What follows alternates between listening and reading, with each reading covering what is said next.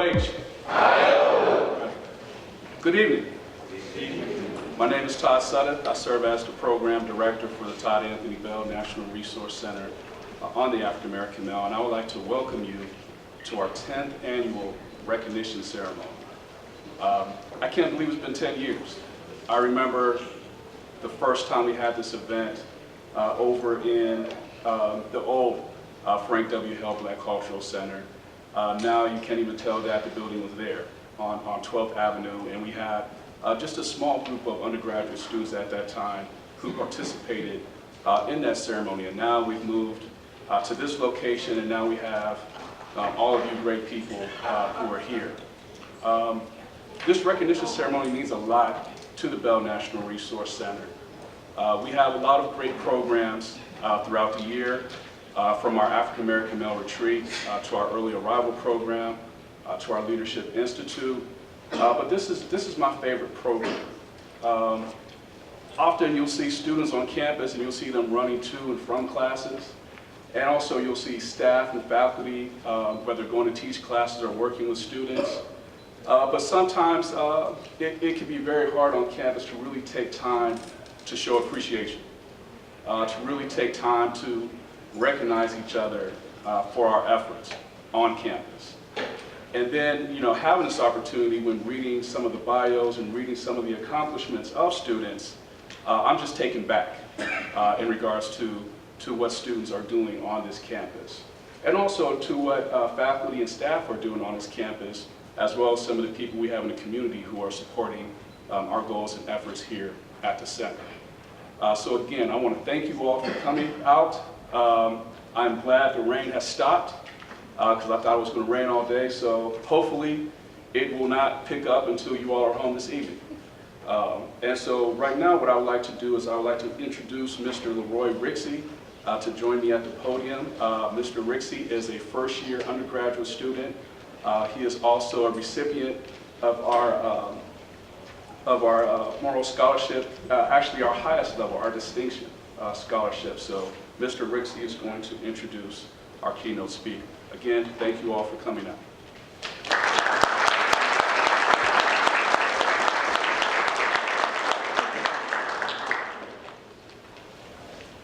Dr. Valerie Lee is Vice Provost for the Office of Diversity and Inclusion, Vice President for the Office of Outreach and Engagement, and Chief Diversity Officer at Theo-Housing University. She has chaired 2 departments at Theo-Housing University, the Department of Women, Gender, Sexuality, and Studies for 2 years, and the Department of English for 7 years. In addition to her full professorship, Dr. Lee is very interdisciplinary and holds courtesy appointments in African American and African Studies, Comparative Studies, Women's Gender and Sexuality Studies, the Center for Folklore Studies, and the Center for Interdisciplinary Law and Policy Studies. She is the recipient of Ohio State's highest teaching award, the Alumni Award for Distinguished Teachers, and its highest service award, the Faculty Award for Distinguished University Service. She has taught such courses as Women Writers of the Harlem Renaissance, Contemporary African American Literature, Neo-Slave Narratives, and Long African American Narratives. Her books include Granny Midwives and Black Women Writers, Double Dutch Readings, and the Prentice Hall Anthology of African American Women's Literature.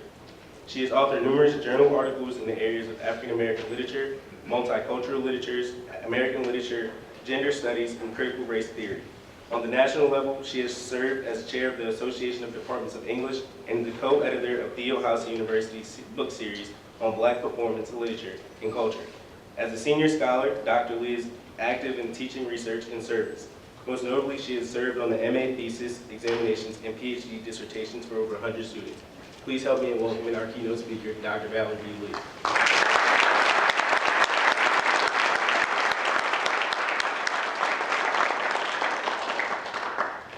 Good evening. Good evening. I called one of my daughters. About an hour ago, and I told her that I would be speaking to hundreds of men who are associated with the Todd A. Bell National Resource Center of African American Male, and I told her that I would be speaking to this group for the last time. And so she told me so I asked her if she had any advice for me, and she said, relish the moment. So that's what I'm going to do. I am going to take some liberties. Is it good? Okay, so I'm going to take some liberties because you are a very special audience. I know that all of you are here because you have a minimal GPA of 3.0. So this is not a mixed audience, 2.0s and the 2.3s and the 2.7. All of you are smart. So I want to take some liberties, and I want to tell you what I learned about being smart, and then I want to tell you about having smarts. So if I had to title my talk, I would call it Smart and Smarts, okay? I'm glad that we are recognizing you for being smart. I never want you to take this type of ceremony for granted. Never take this kind of recognition for granted. Can you hear me okay? Because I'm not, okay. I want to share with you an experience from my own life that has forever stayed with me, because when I was coming along, it was a predominantly white high school. And during the course of my years there, I received 1B, and it was during a 9 weeks, and it was in a class, geometry, because when I first took that class, I could never see planes intersecting in space. You know, you take geometry and they talk about planes intersecting in space, and I would say, well, what planes? And so I really wasn't getting it, so I got a B. But that was the only B. A couple days before graduation, the white senior administrators called me into the office, and they explained to me why, as an African American, I could not be the class valedictorian. So at graduation, I watched 15 students receive some scholarship funding, but the person with the highest record, with only 1B to her name, received nothing from that particular high school, only something from the college that I was attending because of my ACT score, which at that time, I don't know if they still do this, but at that time when you received your ACT scores, it would predict how far you're going to go. And so it predicted that I could go as far as receiving a PhD. At the time, I had to look up what PhD meant because I am a first-generation student, and when you are a first-generation student and you go away to college, there are a lot of words you don't know. Registration, GEC, General Education Curriculum, liberal arts, and I certainly didn't know what STEM meant because I was first generation. But the first lesson I learned from that experience is that I could have let that experience dispirit me. I could give up striving to do my very best. But what I decided to do as an answer to that experience was to go on and try for higher levels of achievement. So I tucked away that experience that happened in the state of Maryland and decided that I would try to go further north.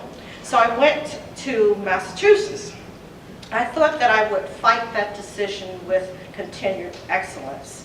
I was going to let my ongoing record speak. So I shook it off. I told myself that I will do so well that the next time around they would have to recognize me. So fast forward, I'm talking about smart now, but I want to move to being, to having smarts.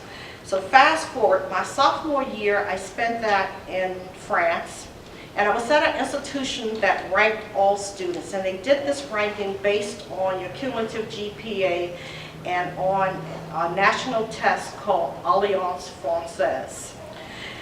I was sitting in a room one day when the white American advisors who had accompanied the American students to France made the statement, "You would never guess who is number one in the class?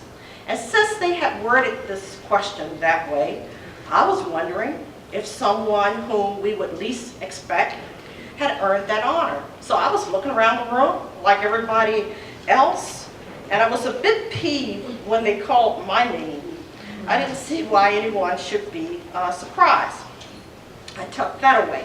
Fast forward, because once again, I say that when you, and all of you are very smart students, when these kinds of things happen, you just try to achieve higher and higher levels of excellence. So fast forward, I graduated number one in my college class, number one in my MA class, and with a perfect 4.0 from the Ohio State University. Second lesson learned. If you can't repeat over and over again your excellence, the haters will think it's a fluke. Okay, so whether we're talking about excellence in the classroom or on the field, if you can't repeat it, maybe it was a fluke. Now this was brought to my attention this year, especially with our sports team, because I remember when we had the third string quarterback, Cardell Jones, playing. I did not go to the game in Indianapolis when we were playing Wisconsin because they had the fastest running back, and I said, what were our chances? And when he threw that first pass, I thought, and somebody caught it, I said, oh, that's a fluke. Because you gotta repeat it, you gotta repeat it, or otherwise people will always think it's a fluke. So once we won that, then I did go to the playoff game, and to watch us play Powerhouse, Alabama, and I did go to the championship game in Oregon. But what if Cardell had succeeded only at Indianapolis and not at the playoff and the championship game? We would have said it was a fluke. And this happens all the time if you can't repeat excellence. See, I'm trying to encourage you. Some of you are just your first year or your second year, you've got to keep doing this. I remember in Columbus, we had an athlete, Buster Douglas, and there was this big fight some years ago, and he was fighting against Mike Tyson, I think it was. Knocked him out, and it was wonderful. But because he couldn't repeat it, everybody said it was a fluke. So if you are in your first or second year, we want to see you at this recognition every year. You have to be able to duplicate success. You have to repeatedly excel. But I want to move from smart to smarts, because all of you are smart. But as black men in America, living in a society that is not post-racial, it is not post-ethnic, you would do well to have smarts. So let's move from smart to smarts. When talking about smart, I was talking about education. When talking about smarts, I'm going to be talking about what a lot of elderly black people call edumacation. So the difference between education and edumacation. That's the knowledge you pick up from your ancestors, your parents, the sister who didn't go to college, the brother who has to work 3 jobs to make ends meet. That's the knowledge you pick up from African American folklore on how to navigate the world around you. And to give you an example of this, because there's folklore is one of the areas I've studied too. To give you an example of what I mean by smarts and how smarts will help you navigate the world, one of the folk stories in African American folklore is about a situation where everyone is on an airplane, and the airplane is carrying too much weight. So the white pilot wants to get some of the weight off of the plane.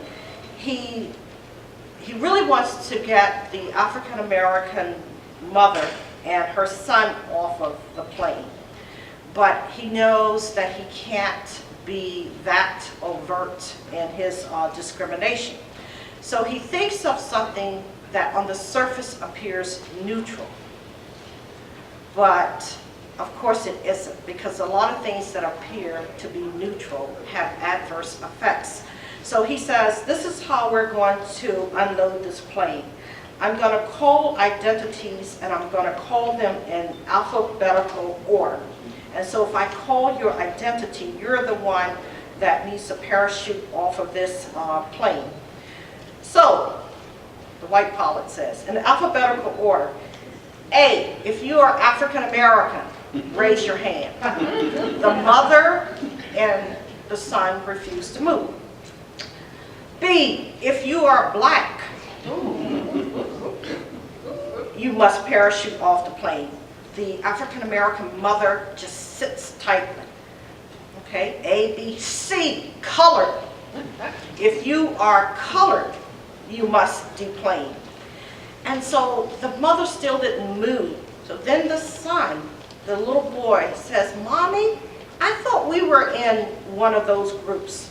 And the mother grits her teeth and says, "Today we are Negroes."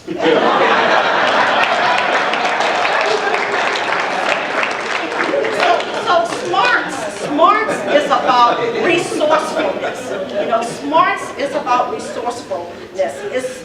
It's what one uses to dodge bullets, lynching mobs, and public policy schemes that have racist effects.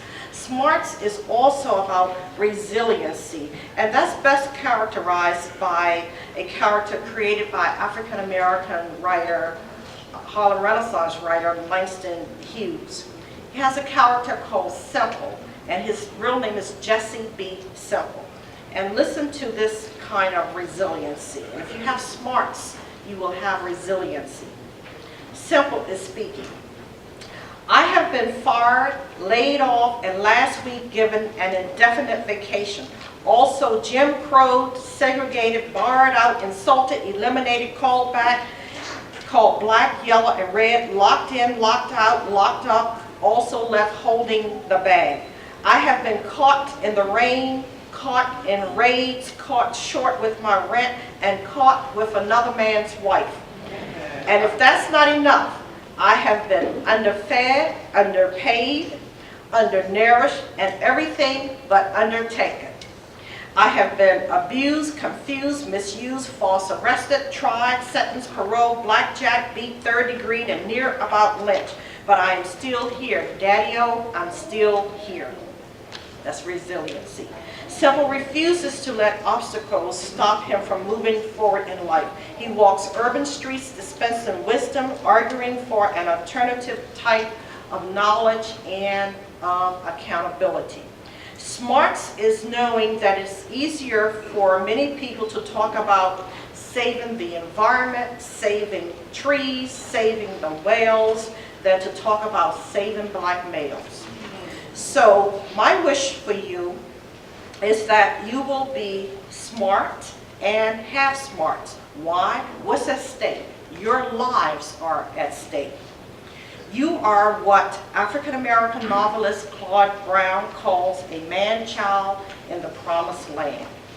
I want to end with a letter I wrote my twin sons. I have twin sons, Adam and Andrew, who are in their late 20s, so they're a little older than most of you who are receiving this recognition this evening.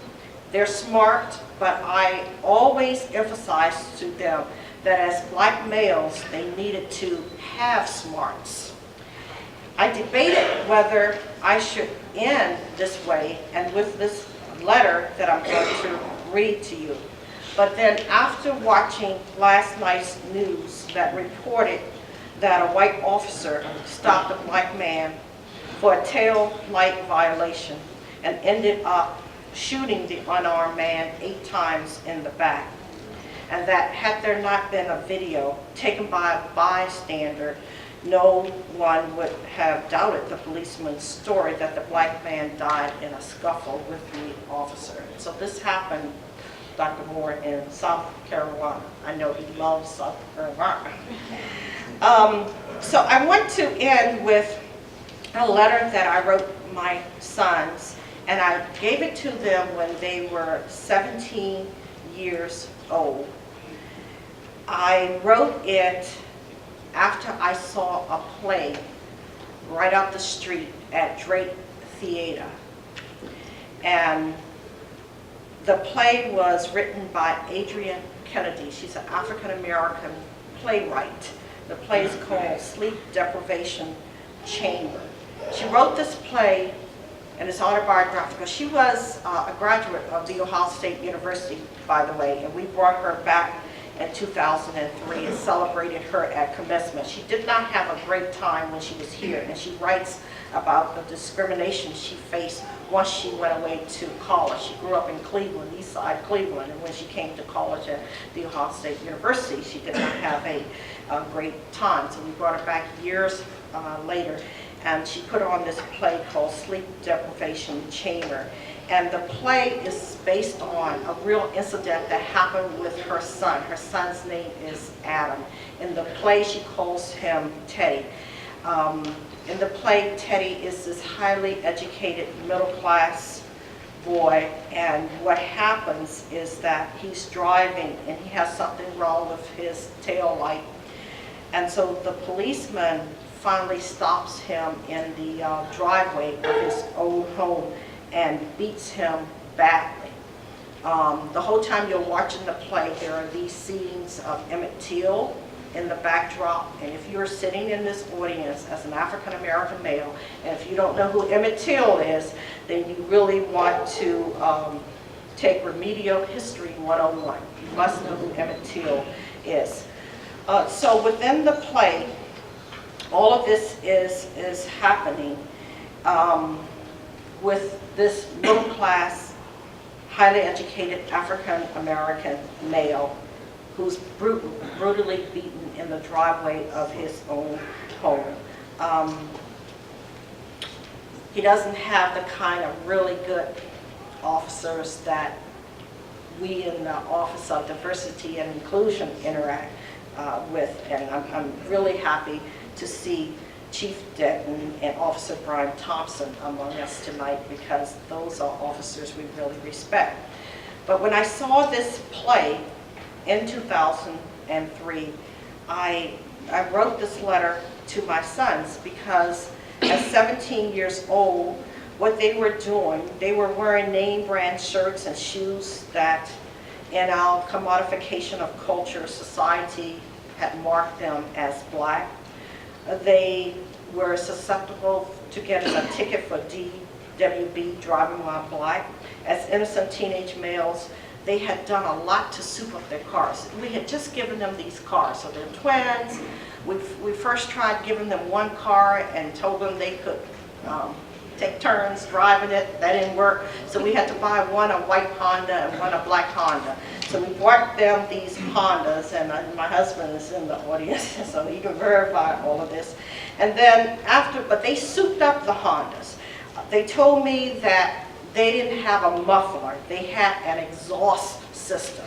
And then they drilled strobe lights into their headlights, and they added hyper white lights that mirror different colors at different angles.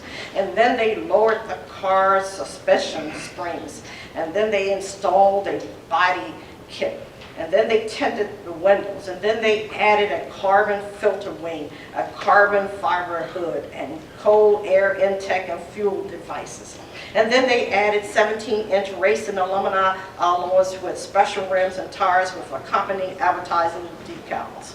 You know, I don't even know what any of this is, but that's what they did to their cars. And so because they had done that, and because I knew what kind of society we lived in, I wrote this letter to them because I had just seen the play.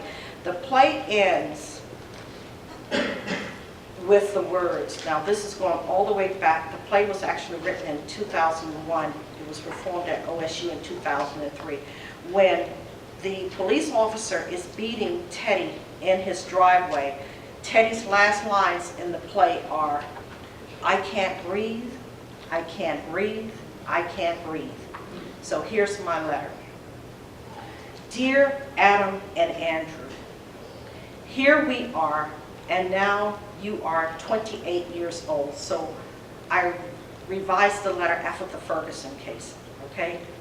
It's no longer Teddy speaking in a play. It's now real life Eric Gardner, a 43-year-old black man in Staten Island, New York, trying to live while strapped in a chokehold by a white police officer. Suspecting that Gardner might have been selling untaxed cigarettes, the officers restrained him, and while Gardner was gasping for breath, they did not administer CPR. With others worldwide, I watched the video, and it's deja vu all over again. It's now real-life Michael Brown, an 18-year-old black man in Ferguson, Missouri. It's now real-life John Crawford, a 22-year-old black man in Beaver Creek, Ohio, shot while examining a gun on a Walmart shelf. It's now real-life Ezell Ford, a 25-year-old mentally ill black man in southern Los Angeles, shot during an investigative stop. And it's now Walter L. Scott, the North Charleston, South Carolina, unarmed African-American male driving a Mercedes-Benz with a broken tail light, stopped and shot 8 times in the back. It's now real-life Tamir Rice, a 12-year-old black child on a Cleveland playground, cell phone in one hand and tore plastic pellet gun in another, shot at point-blank range within 2 seconds of the rookie officer's arrival on the scene. Implicit bias research tells us that black children appear older in the eyes of the other. How old can a 12-year-old look? How old did teenager Trayvon Martin, with a bag of Skittles in his pockets, walking by a gated community, look to George Zimmerman? My eyes teared up the next morning when I walked into our Black Cultural Center on campus, and on the walls someone had written, "Long live Zimmerman." I know you are much older now than what you were when I first saw Adrian Kennedy's play, and you don't want me to worry. You might even think me paranoid, like Uncle Pee-wee, who always thought the FBI and the CIA were spiking his coffee, or Aunt Maggie, who still thinks that the story of white men landing on the moon was a hoax. It's not paranoia. It's just that as a teacher, I know when the class roster is too long, and this one is. I can barely keep track of the black and brown bodies who are going down unarmed, unheard, and unvindicated. I used to worry about the Deep South, but Ferguson, Staten Island, Los Angeles, Beaver Creek, and Cleveland challenged my geographical assumptions. What can I say to you now? Your father and I are embarrassed and disappointed that our generation did not get things done. By many standards, we have done our job. You are well-adjusted, well-rounded, and well-educated adults. Yet, I would be amiss if I failed to admit that, like many others from our generation, your father and I dedicated so much attention to keeping you safe and happy at home that we neglected to take further strides in making the world a happier and safer space for you. And while I know that we are not solely capable of correcting that which has remained undone for so long, my parental responsibilities to you sometimes encourage me to wish that we had all done more. My sons, you always have been proud of us, but now we must by necessity disclose that no matter how many times we told you the proverbial booster, you can be and do anything, we still harbor racialized fears. So I'm back to asking for you to be careful. Place your hands up, keep your mouth closed, shine your shoes, wipe your nose, unlock your hair, clean your teeth, shave your facial hair, do whatever it takes to live while black. Practice what protesters of police violence are calling a die-in. Pretend to be dead. And if that's too cowardly a task to perform, and if that is the life you cannot live, then in your protest, promise me that you will anchor your beliefs and foundations strong enough to sustain you. I am proud that both of you are well employed in corporate America, only occasionally asking your father and me for any kind of loan. But surely you know by now that you do not have the same freedoms as the young white professionals with whom you attend your morning meetings, collaborate on team projects, and work out with at the gym. They can sell untaxed cigarettes or any number of items and not be guilty of a capital crime. They can afford to play with guns missing the orange toy safety cap. They can examine guns that sit on the shelves of retail stores or play with toy guns on playgrounds, but you must never. A real or toy gun or knife or any sharp instrument in your hands will be misread. They can drive a Mercedes-Benz and look professional. You drive one and you're a pimp. You are always already violent, guilty, and disposable. Your chances are strong that one day you will hear officers telling you to assume the position. Your father and I would rather you be careful so that it never comes to that situation. But if it does, have enough spiritual strength to place America in a chokehold. Hands up, don't shoot, Black Lives Matter, your mother. And I say to all of you, be smart, but have smarts. Thank you.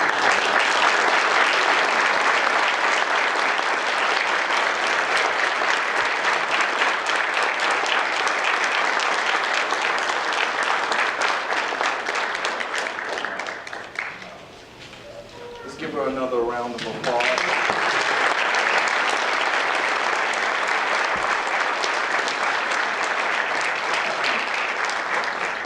This is a momentous occasion and nothing that the Bell Center can do without having someone in your corner. Dr. Lee has decided that it's best for her to spend time with her new grandbaby. And so as of June the 30th, she will be retiring. Yes. So,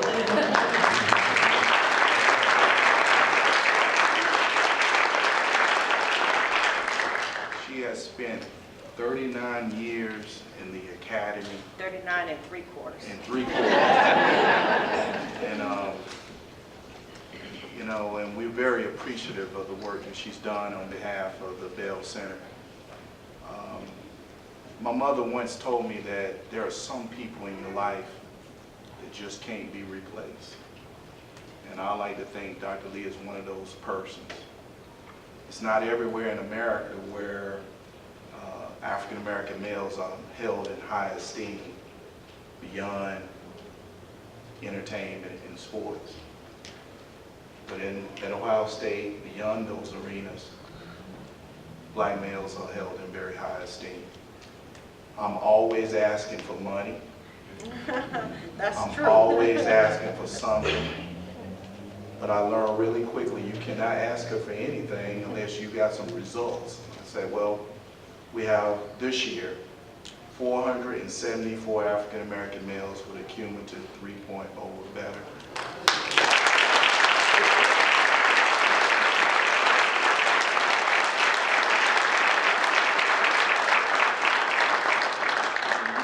Cannot do that unless you have a team.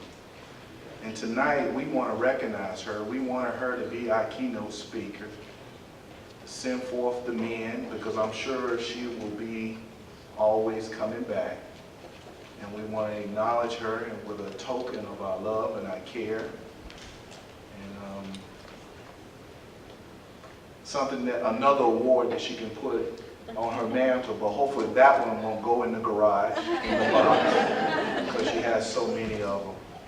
But if I ask you to join me in standing and giving her a buckeye, a round of applause, sending her off.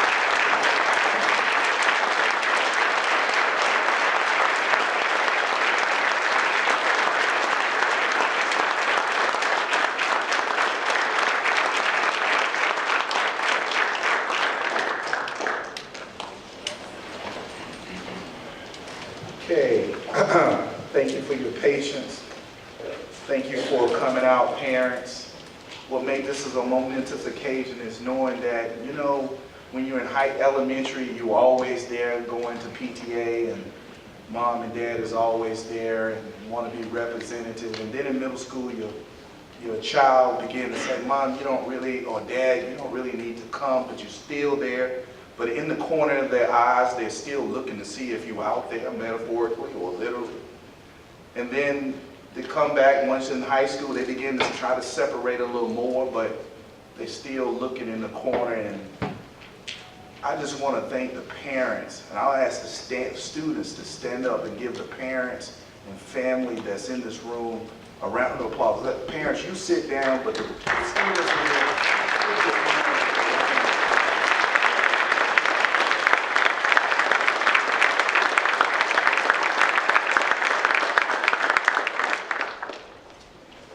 I'm here to say, parents, that we almost got them to the end of the finish line, and we've done a good job of trying to groom and socialize our students to know once they obtain that big job, is that the first check goes to home and the second one goes back to the Bell Resource Center. So, but because of time, and this is an exciting time for us, this is probably the highlight of the year. We give out a coveted award. Our most coveted award is the Gene and Sheila Excalibur Prize. It was named in honor of Gene Smith and his wife, who's the athletic director. And what comes along with this prize is a $1,000 check to start their lives.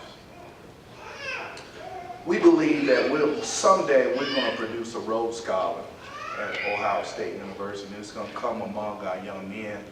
And if my memory serves me correctly, I think Ohio State has only produced 3 Rhodes Scholars in the history of this institution. And each and every year, we're trying to challenge our young men to reach excellence, to strive to a level that they've never strived before. But this year, the recipient of the Gene and Sheila Smith Excalibur Prize is Leonard E.T. Tufts II. His mom and dad marked him because they knew he was special, because they gave him 2 middle names. They just couldn't figure it out, said we're just going to give him 2 middle names. Leonard he comes along, it's always tough to decide who's going to give this award. And this award is about scholarship, scholastic achievement. We embrace scholastic achievement. That's why we came here. Leadership, service, and what we believe more importantly is about character. We believe if you have those 4 ingredients, you can take the world by the palm of your hand. So Leonard is a 5th-year graduating senior, obtaining his BS in mechanical engineering with a minor in design this May. He will be in the roll call this May among the 50 or 60,000 students in the SHU. Throughout his time at Ohio State, he has been an impactful student leader, serving campus and the community through his leadership in organizations such as the Band of Brothers, National Society of Black Engineers, the freshman class honorary, and a member of Phi Beta Sigma Fraternity Incorporated. This year, he even founded a new organization on campus to inspire, empower, and connect students like him who sought more creativity, hands-on learning, and opportunities to make, create, and build exciting new things. Leonard also conducts research at the Wexner Medical Center. Leonard has maintained an active involvement with the Bell National Resource Center. He started his OSU career through the early arrival program, like many of the young men in here. And since then has seized every opportunity to be involved and give back to the center, such as serving as a peer leader to the EAP cohort, twice participating in the Leadership Institute, attended and volunteering in programs such as the annual National Black Male Retreat, roundtable discussions, lecture series, representing the center at the International Colloquium on Black Males in Education. He's a member of Team Smith, an organization that Gene and Sheila Smith created for young men who are non-athletes. He will also be traveling to Beijing, China next month with me, and members of other Ohio State Black and Multicultural Greek community share the art and culture of stepping. So he's literally going to teach Chinese students how to step, so you can imagine that. After graduation, part of his plan is to pursue a graduate degree in industrial or product design and one day earn a PhD in order to teach at the university level. He hopes to impact engineering and design curriculum and better serve other underrepresented students such as himself, who experiences little diversity in STEM. Leonard is the proud son of Leonard Tufts Sr. and Lori Tufts, and I ask his parents to stand so to be recognized.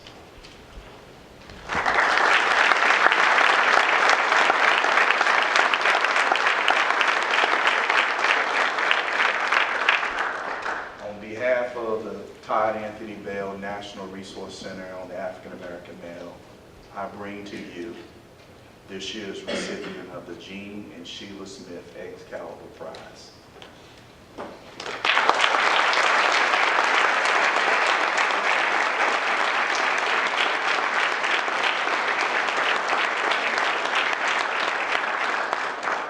Alright, so I'll try to keep this brief, but I'd just like to say thank you to the staff of the Bell Resource Center.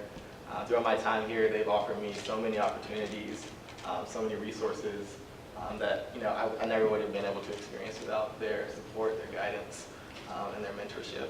So I'd just like to say thank you for this wonderful award. I'm honored to be in the same realm as the past winners. Thank you so much.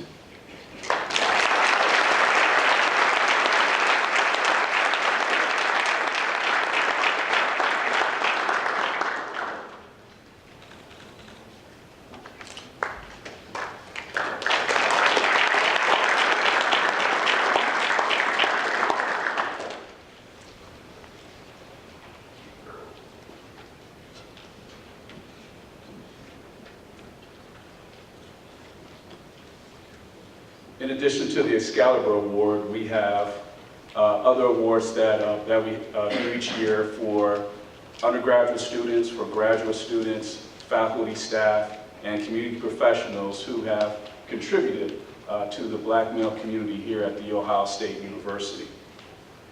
And so for our undergraduate award for outstanding service, first I would like to bring up our winner, one of our winners this year, Alfonso Gillette, and the person who nominated him, Alex Allen.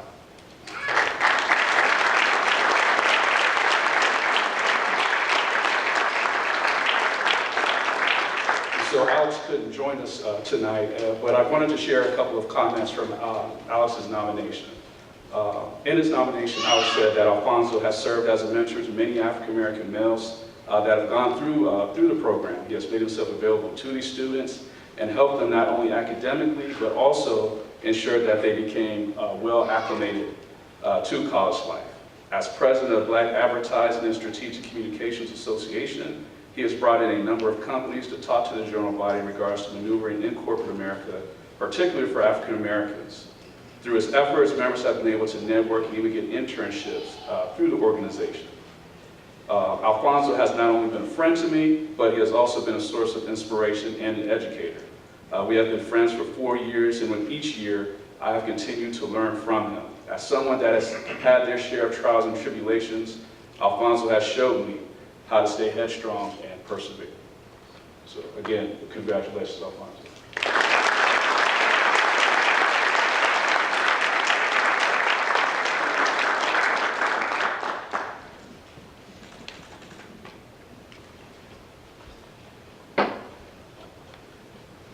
So we had two winners this year. We had 2 nominations. We couldn't pass up on the other person as well. So now I'd like to ask our second winner of the undergraduate award this year, DeAndre Gray, as well as the person who nominated him, Ryan Calvin, if they could please join us at the podium.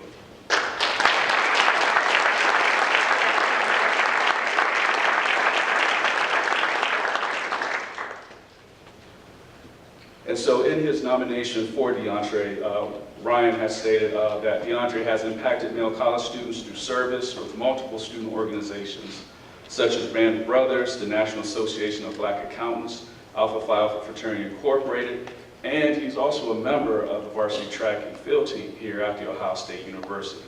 He at a social and professional level. Unapologetically, Brian is deliberate and intentional in helping both Black civilians and police officers connect by the proper introductions at the Health Center and campus events sponsored by Black student organizations.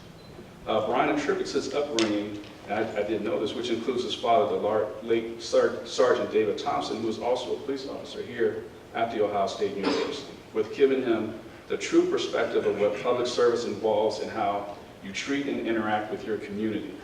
He believes that taking care of people and doing the right thing makes all the difference. And Eric Troy stated about an event that he had asked Officer Thompson to be at. I asked Officer Thompson to be a guest speaker for the Life Sports Summer Program, which engages over 650 urban youth from disadvantaged circumstances from the Columbus community. What I learned after the fact was that Officer Thompson came in on his day off to speak with the students. Now that is what I call true passion for impacting Black males here at OSU and future Black males that see the value of going to college. So again, Officer Thompson.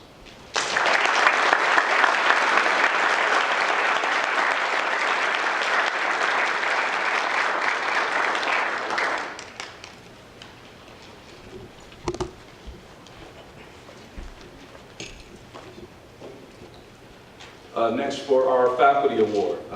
So our winner for the faculty award this year is Dr. Ase Apia. I asked if Dr. Apia can join us at the podium, as well as Alfonso Gillette, who nominated.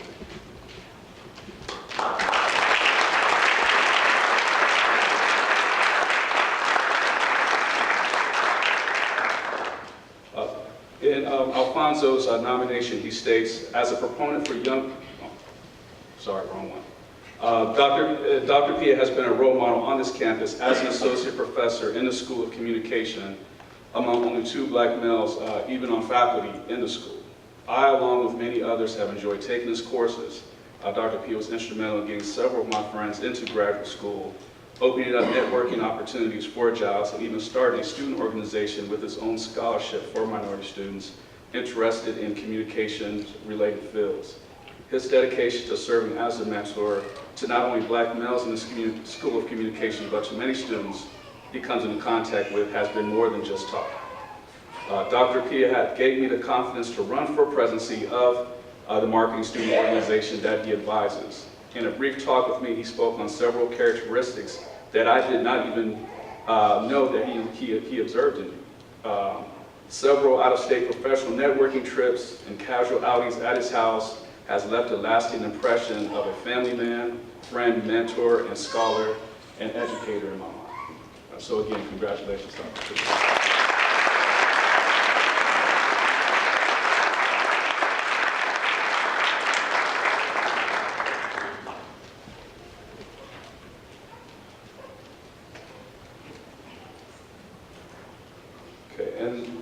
The last of our individual awards is our Community Professional Award, and this year it goes to Mr. Cortez Harris. So I asked if Mr. Cortez Harris can join us at the podium, along with Ms. Dorothy Lavelle Jones as well.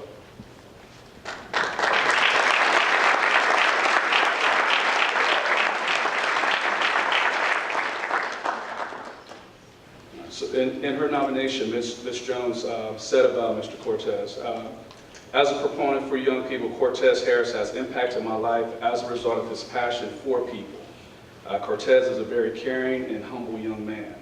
He has never allowed his disability to disable his dreams. He is a hard worker who believes in helping others.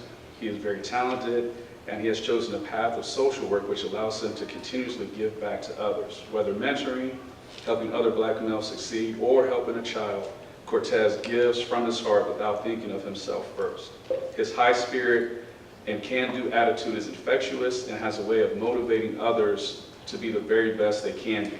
I believe that his talent, heart, and his passion for people make him a great leader and made him so successful while working with the Band of Brothers at the Ohio State University and the other important work that he does. I highly recommend him for this award. Congratulations.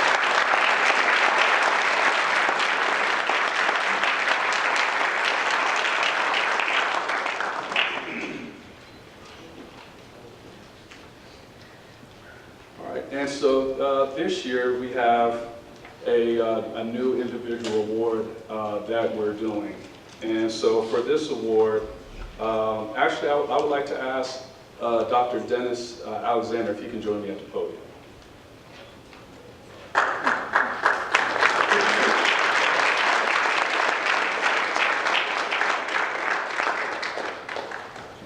He hesitated a little bit, but I believe he's the only Dr. Dennis Alexander in our office.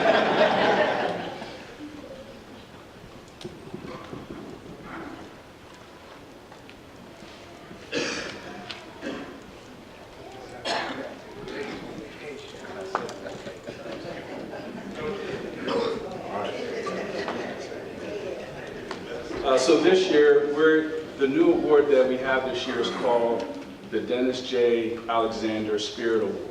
And this award is for a student who we feel truly embodies the spirit of the center through their work, their dedication, and their commitment to the center throughout the course of their undergraduate career. The Bell Resource Center didn't happen overnight, and so for a lot of people who might read about some of our current headlines, for many people they do not know the full history. There were many people, many things that had to take place for the Bell Resource Center to happen. And so one of those shoulders that we stand on, one of the foundations, one of the bedrocks of the center is this man right here, Dr. Dennis Alexander. Through his efforts in leading the qualitative study and even just examining what were some of the issues that black males on this campus were facing during that time, as well as the work that we did with the Black Male Initiative, helping to author a Black Male Handbook as well for students. I didn't forget any of this stuff. This man here has been very instrumental in the success of the center, and the center would not be what it is right now if Dr. Alexander was not a part of this. He has been a mentor, a confidant, had many private conversations, and I know that he's helped out many students here outside of just helping with putting the center together as well. And so we couldn't think of a better person to name this award. So, are you still going to treat me to lunch like this? Think about You're thinking about it, okay. And so this year, our first recipient of the Spirit Award is Mr. Alfonso Gillette.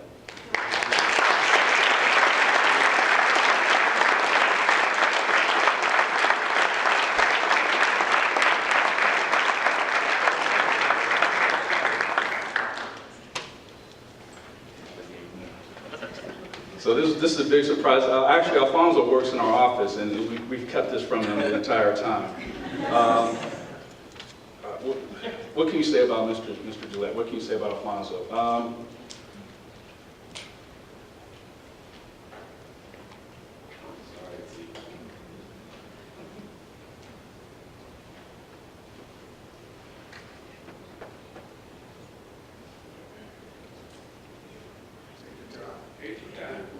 We'll edit this in the video. I remember, I believe it was your sophomore year where you lost your mom. And it really hit me hard, not just because you lost, it made me think about when I was in school and I lost my father towards the end of my undergraduate career. And I'm so proud of this young man. He did not skip a beat.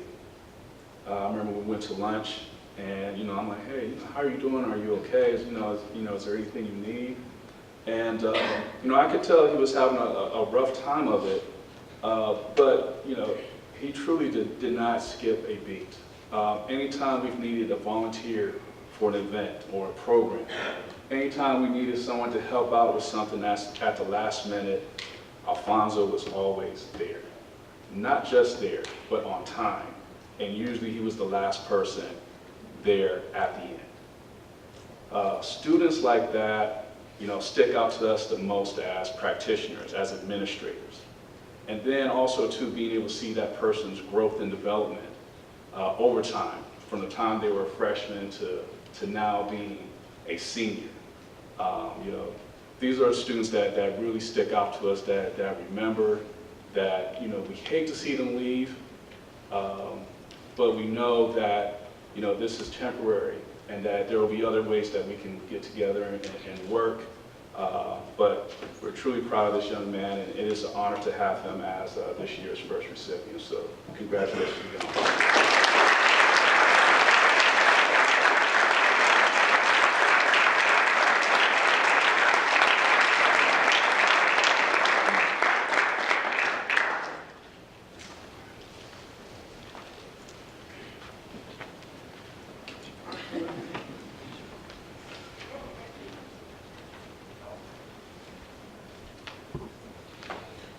So now we're going to go into our academic recognition.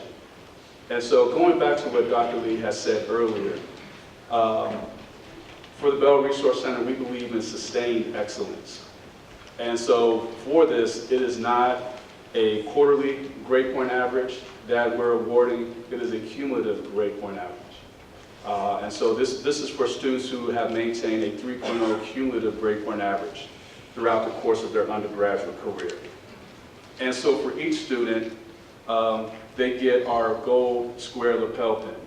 And we do not give out this lapel pin for anything else other than students who receive a cumulative grade point average of a 3.0. So no one else should be wearing this on campus. We had issues with this a couple years ago with the gold pins.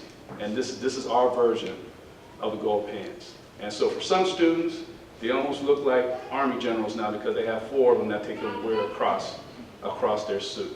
And for many students in here, this is their 4th one or their 5th one. And so this is something that we take very seriously. And so this year, what we're going to do this a little different. I'm going to call students by their last name, a group of students by their last name, because we have people spread out throughout the audience. So what I'm going to do is ask you to come over here to my right, your left. And then from there, I want each person to come up by name, to come forward, and you should have a card. And on that card, I'll pronounce your name correctly because I asked you guys to spell it phonetically this year for some of you who have names that I'm not familiar with. And then from there, you will walk across this podium. You'll receive our academic certificate. As well as our gold lapel pin. So first, I would like to ask students with the last names A through F if they can line up over here on this side.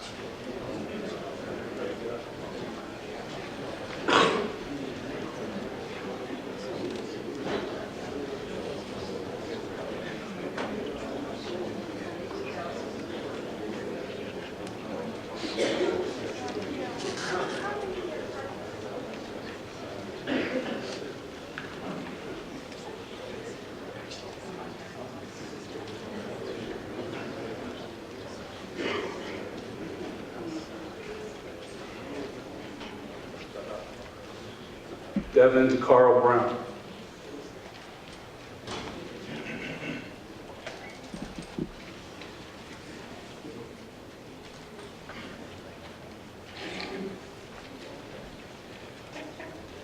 Mohammed Farah.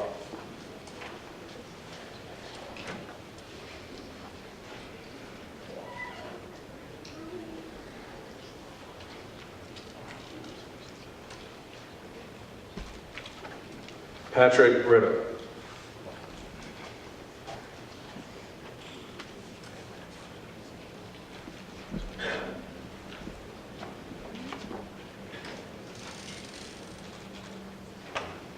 Fred Darko.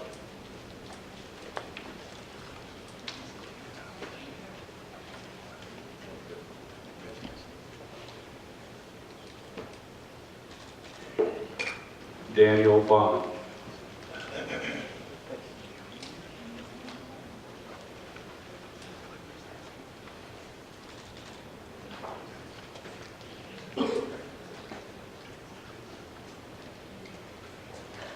Abdel Rahman El Zemi.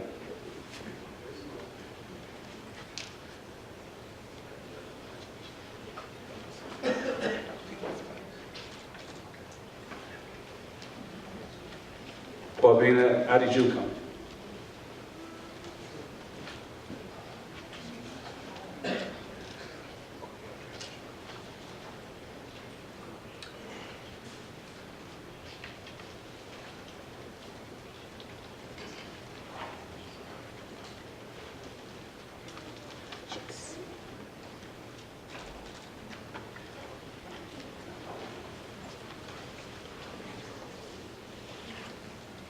Carlton Embry.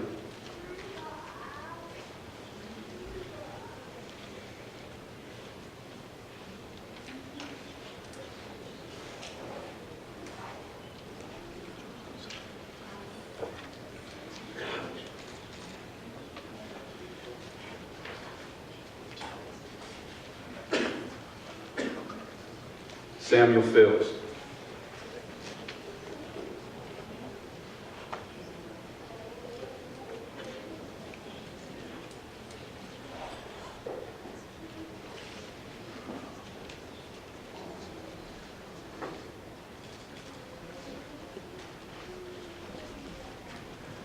Demetrius Clark.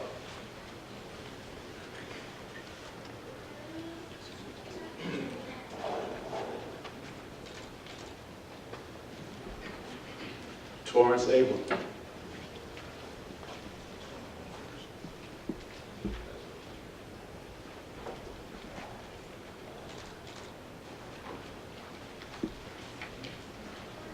Santre Dyer.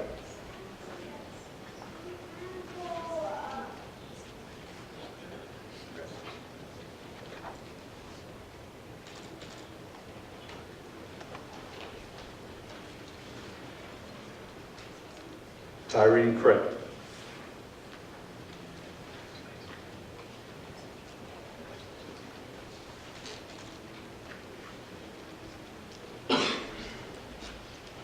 Kali Elisa.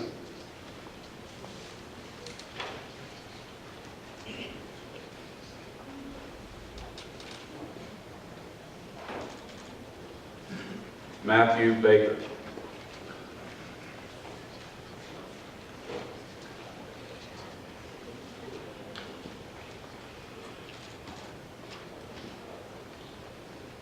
Michael Edwards.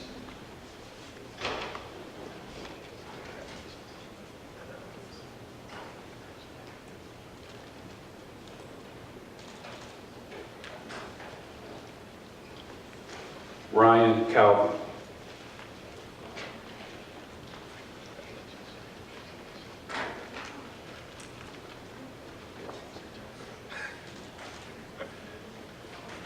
Jared Booker.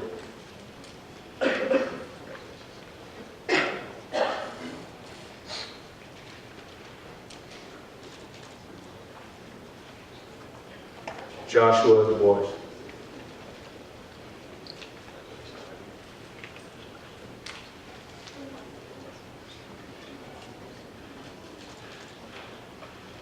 Amani Kubasa.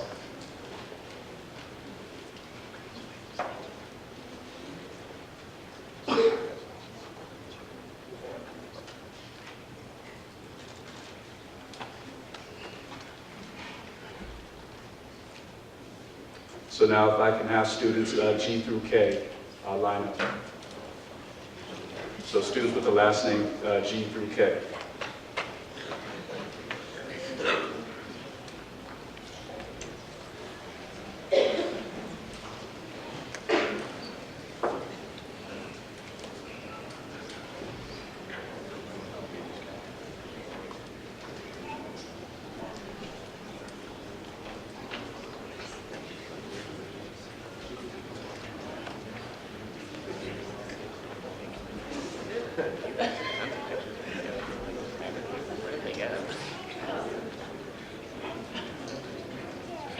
Blake Gooch.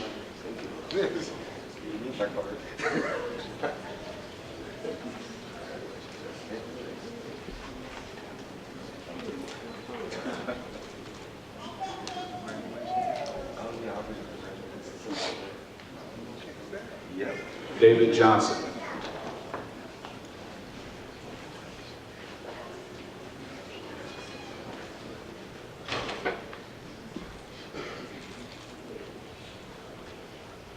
Vincent E. Johns, Jr.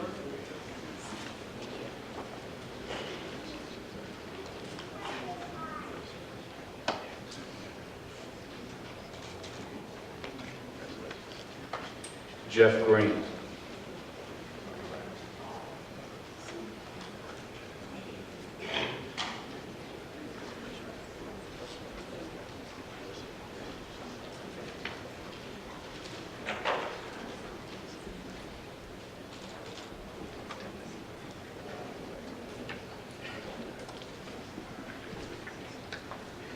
Nicholas Graves.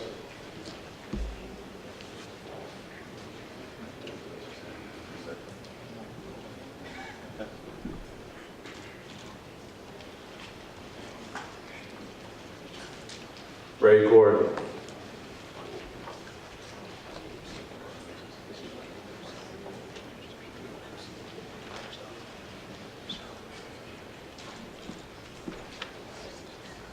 Jeff Jacuzzi.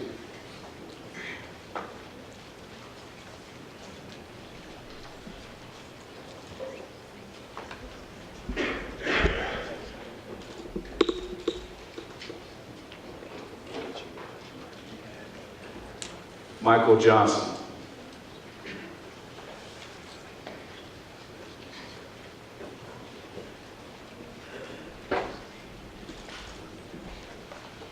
Alfonso Gillette.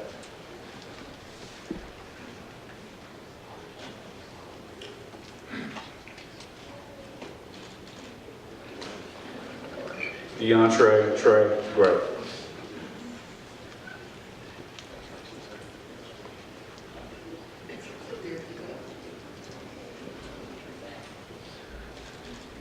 Jamal Jones.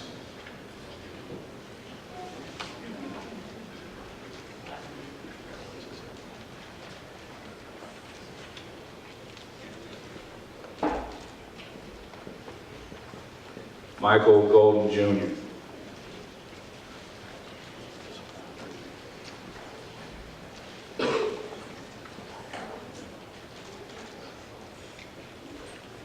Dexter Haynes.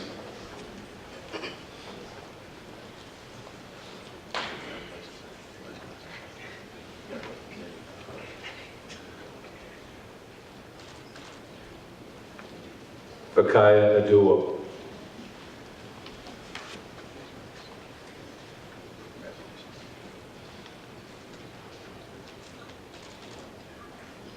Tim Jones.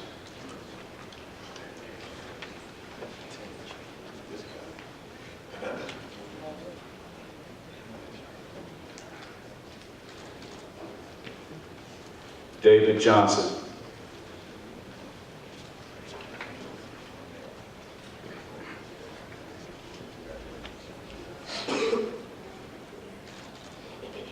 Zaid Hightower.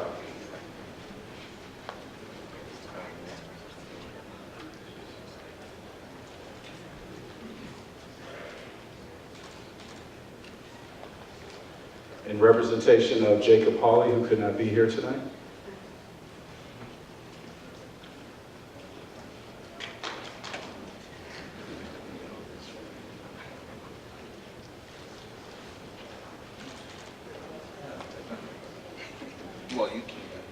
Now, if I can have students with the last name L through P.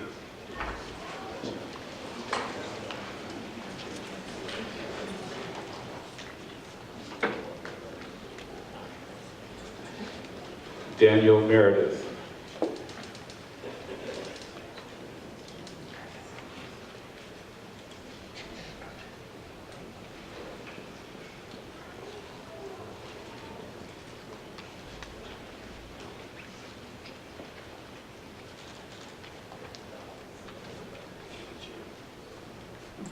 Eric Patterson.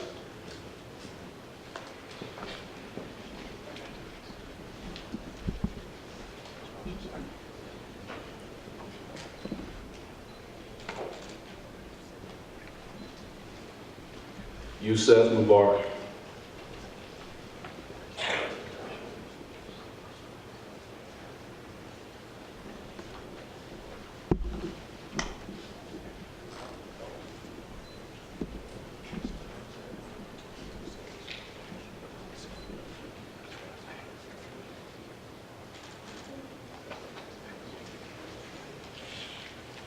Demetrius McGee.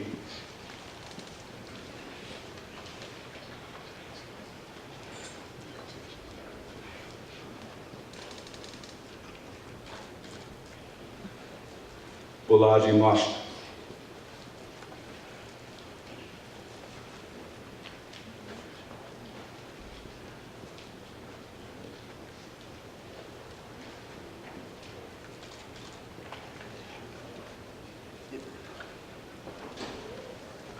Andrew Moore.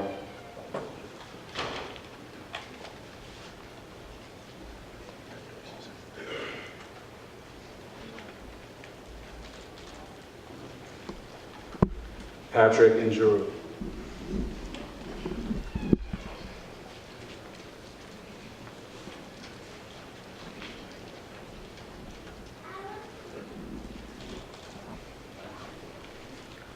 Shanasa Ogojaku.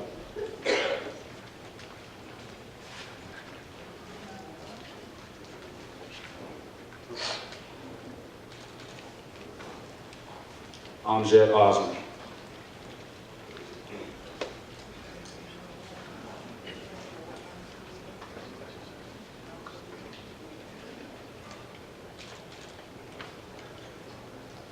Joshua Ogilvie.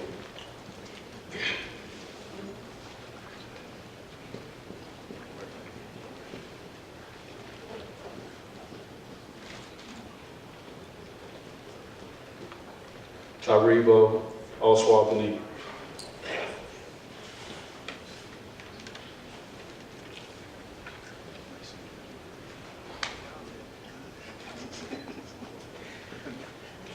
Dalton Maynard.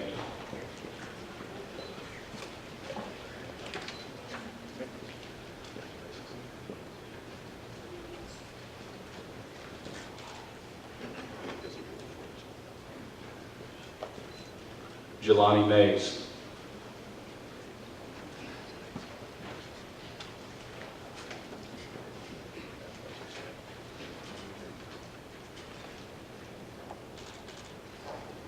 Dennis Amari.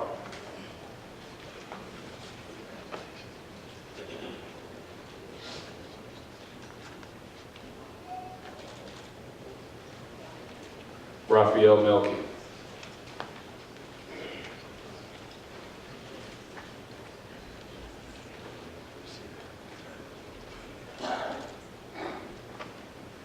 Marcus McCrary.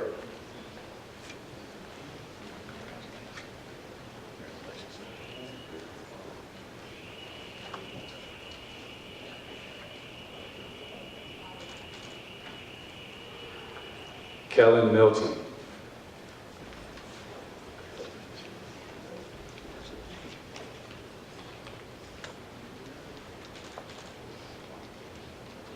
Michael Morgan.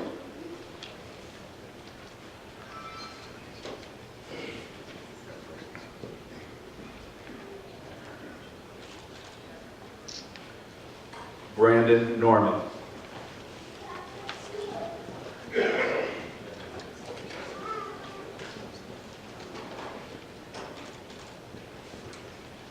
James Prather.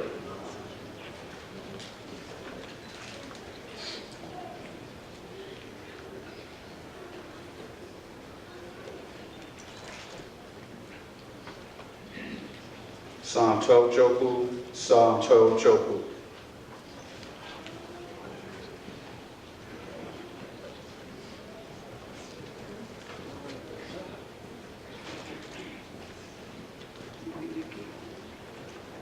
Craig McMullen.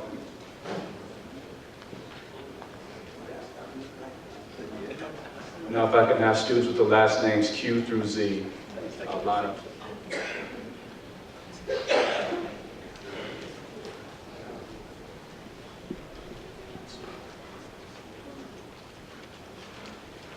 Elijah Williams.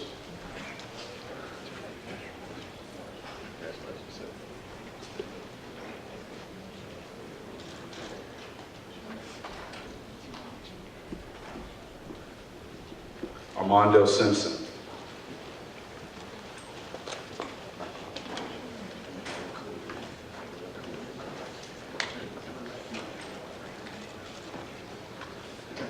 Lucas Yost.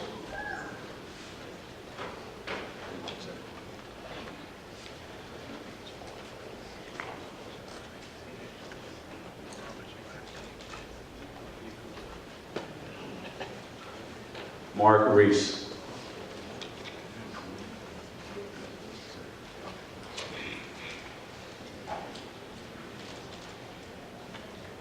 Demario Webb.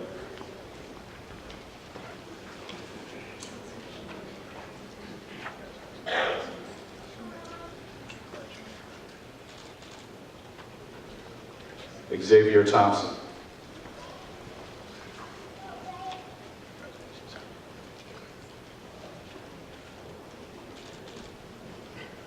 Taquez Turner.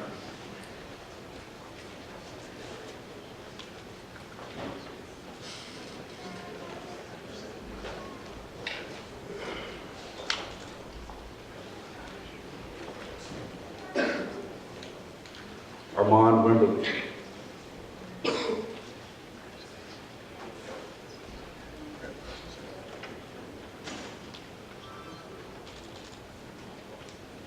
Malcolm Wilkes.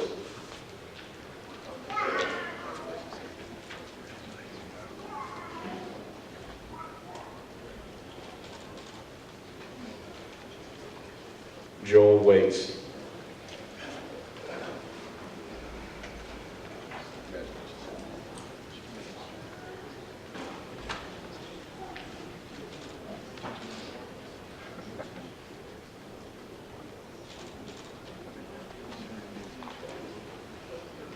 Andreas Williams.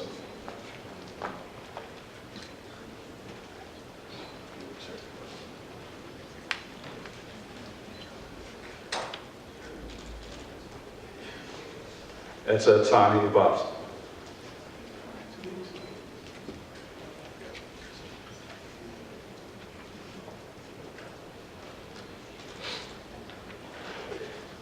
Markel Watkins.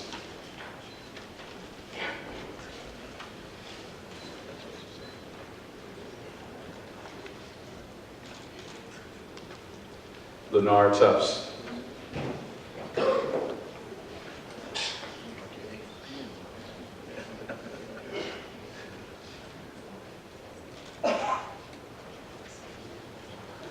Leroy Riggs.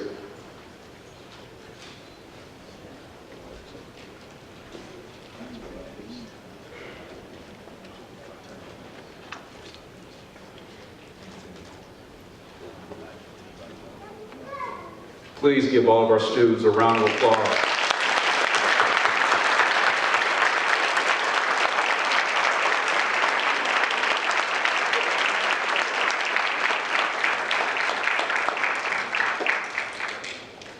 All right, we went through this last year, the year before last. We can do better than that. We do much better than that on the football field, basketball, any sports. Give these students another round of applause.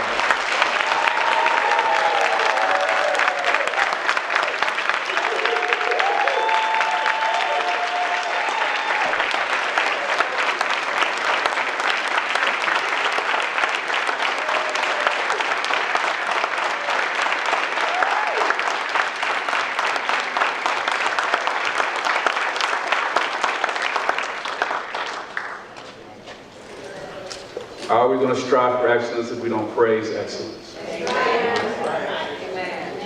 We're going to do better than this next year. All right? You guys making me work too hard. I have actually two more students to recognize that did not come up. The first is Vaughn Hunt. I don't know where I got Sample. Vaughn. And then also Joe Ingram as well. So I saw that you both were there. I know that you both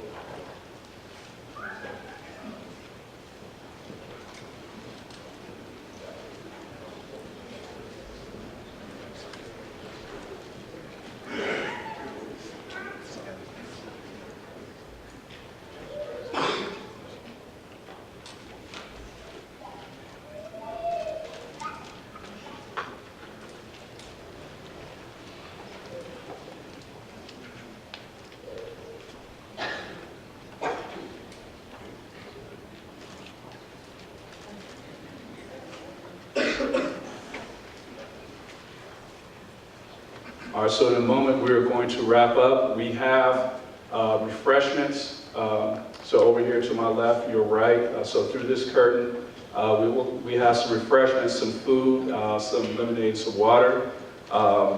It is open to go out to the stadium. So for some of you who want to relive some of those past years, or imagine what it would have been like, or maybe you were out on the field, you can go out there and do that as well. And I would just encourage you, we have people who are going into medicine, people who are going into business, people who want to be entrepreneurs, people who want to go into healthcare. We have all these types of students who are here. None of the students here should leave without introducing themselves to someone else here and getting at least a couple of phone numbers, email addresses, and staying in touch with people. You could have a very awesome power base right here. Take advantage of it. I believe that's what Dr. Lee calls smarts. So I highly encourage you to use your smarts and develop and build some new relationships. That's one of the underlying purposes of having a recognition ceremony. Also, for the award winners, I'd ask that you come up front after we close so that we can take a group picture. And also for the students, if it's not raining, we're going to go out to the stadium to take a group picture of all the students together as well. And so now I'll have Dr. Moore come up to give some closing remarks.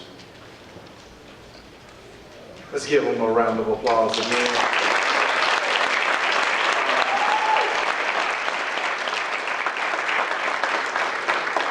At the Bell Center, we try to model excellence, we try to encourage excellence, and we try to promote excellence, not only among the students, but among the staff. And this year, as an example, being a role model for our students, Todd began the year as Todd Sutton, but now he's Dr. Todd Sutton. So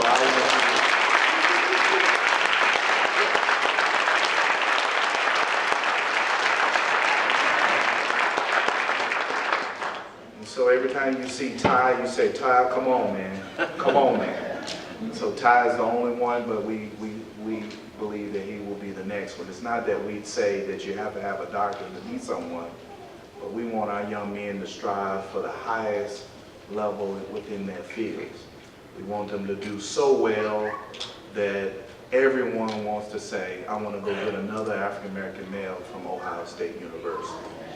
And so I just thank you for coming out and supporting our young men. I thank you for parents for believing in Ohio State. I'm sure your son had lots of options, but we're trying to create something more than just celebrating the few in this room.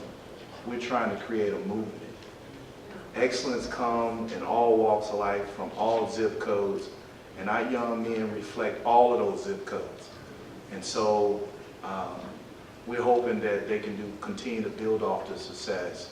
And at Ohio State University, what better place to celebrate success than the shoe, where we're the undisputed national champion. I thank you. I end, as we all say at Ohio State, go Bucks.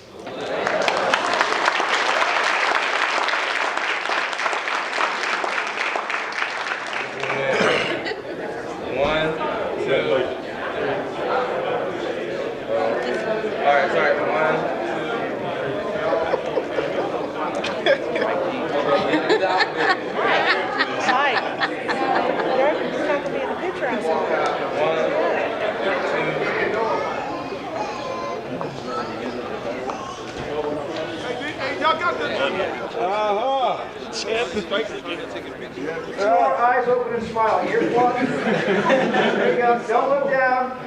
Eyes open and smile right here. Tyler, you jumped your phone. I'm good. Thanks. Good job, gentlemen.